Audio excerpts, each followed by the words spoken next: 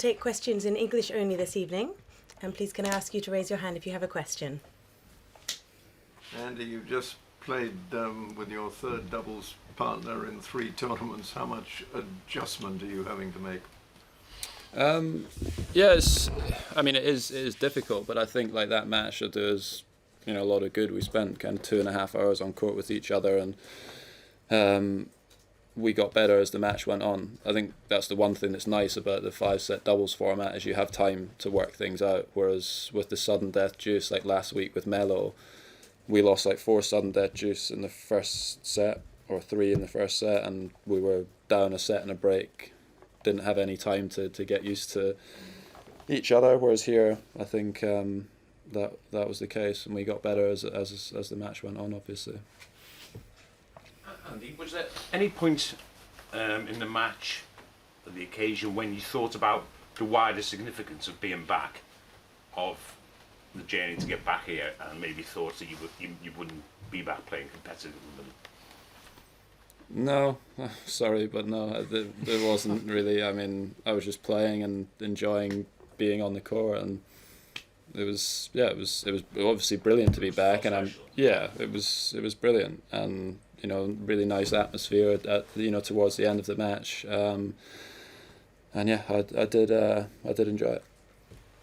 Given everything you've achieved, Andy, I'm surprised you felt nervous in those first sets. Was that the case? Did you feel quite nervous? And yeah, but that's a good thing, and I normally like that. I think the thing that's maybe a bit different with doubles is that there's also someone on your side of the net that you need to feed off a little bit, and sometimes if one of you is nervous or both of you, that maybe doesn't help as much. Whereas I've normally always found, like in singles, I've liked to be nervous. I like feeling the pressure because it shows that you care and you want to do well, and normally after you get rid of those nerves after a few games, you tend to play better, and I feel concentrate more when you're not nervous.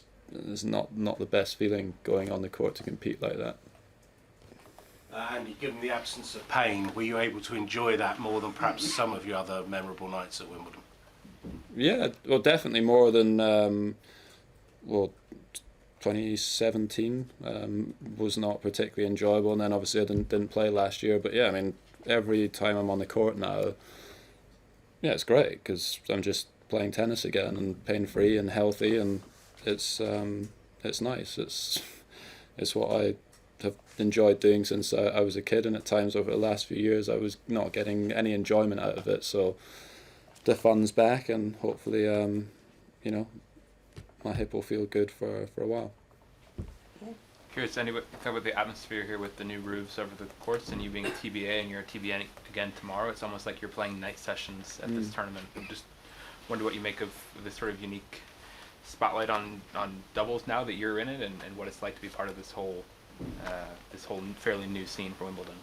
Yeah, I mean, I was saying I feel like on the centre in Court 1 when the roof's closed that the atmosphere is better because the sound stays in the court more. That's just how it feels to me. So that's nice, and I think they've done a really good job with Court 1. I think it looks really good. I came to see it a couple of times just as it had kind of finished, and they've done a really nice job. So yeah, it's obviously really, really cool to be back playing again and playing in those sorts of matches with, obviously, it was fun playing with Pierre, and then obviously I playing with Serena, the atmosphere should be great too, and yeah, I'm looking forward to the rest of the tournament.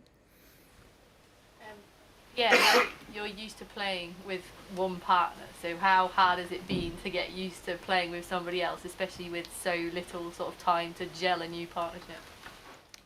Yes, I've used to play with Nicolas for almost 4 or 5 years.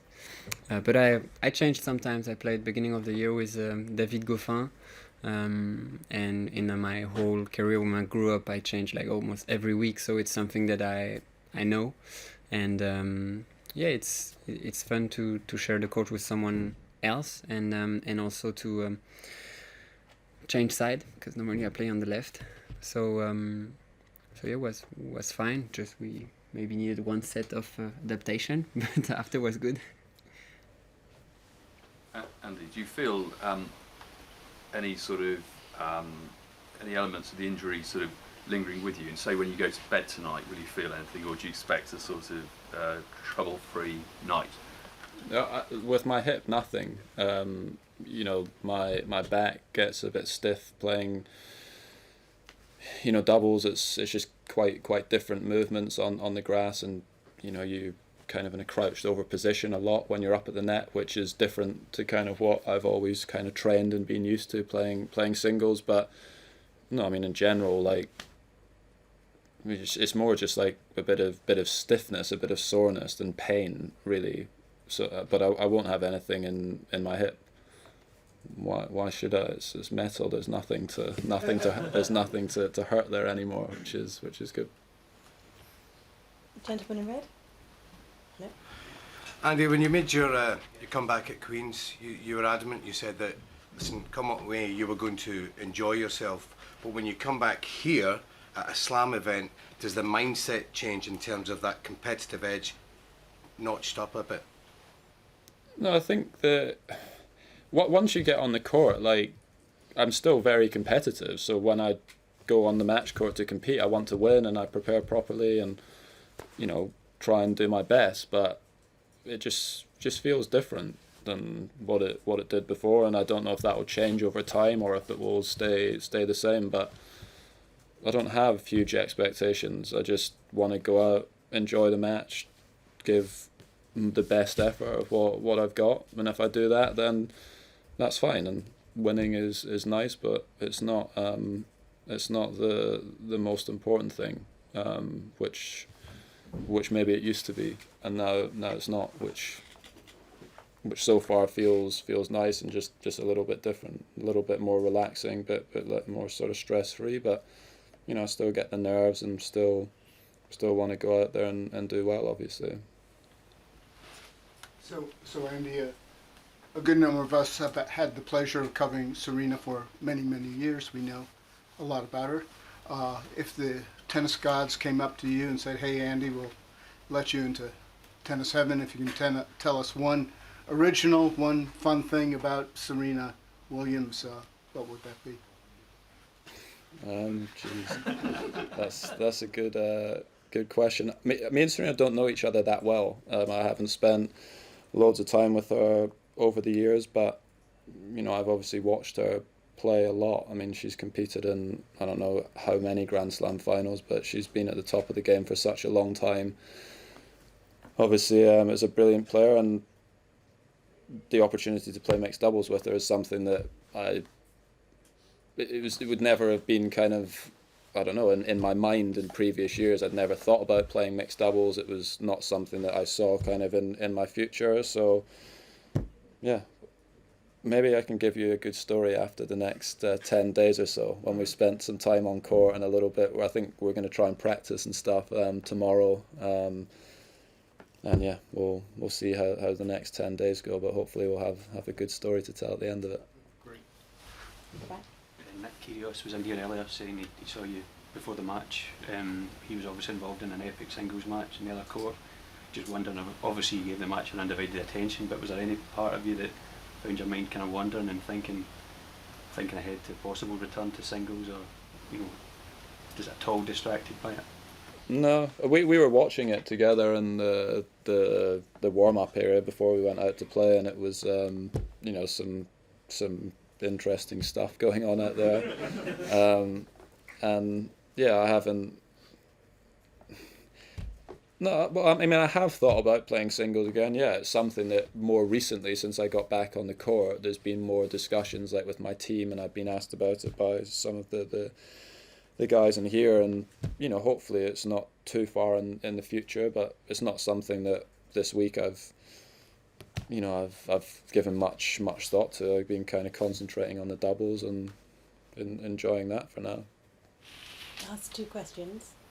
Yeah, the BBC highlighted that your brother was playing and your mum went to watch him instead. What do you make of that choice? What do I make of that choice? She promised to watch you on the next one first, or?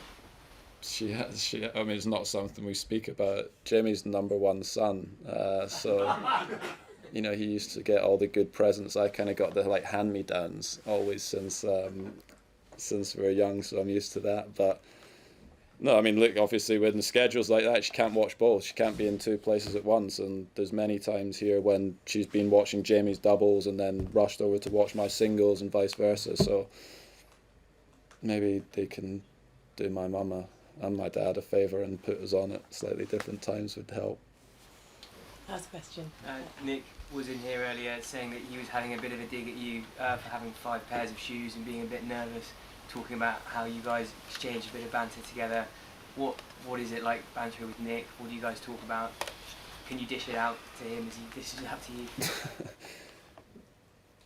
He's quite an easy target sometimes with the way he carries on from time to time. But yeah, I mean, every time I speak to him, I mean, we're normally just ribbing each other for something else. So the other day he walked past my practice court and said something about me having no weapons on the court, so that's why all my matches were long. And I just said, well, it hasn't helped you getting many wins over me, so it doesn't matter whether you got the weapons or not. But it doesn't. Yeah, I mean, every time I'm with him, he's saying something. I did have 5 pairs of shoes in the locker room with me. I think I'm just not used to being back out playing matches again. But yeah, he's obviously done some good stuff. I think this week I didn't see loads of the match, but it seemed like it was fun. We heard the crowds on the hill. Seemed like they were pumped for it, and yeah, he's entertaining, that's for sure. Thank you, ladies and gentlemen. Thank you, Andy.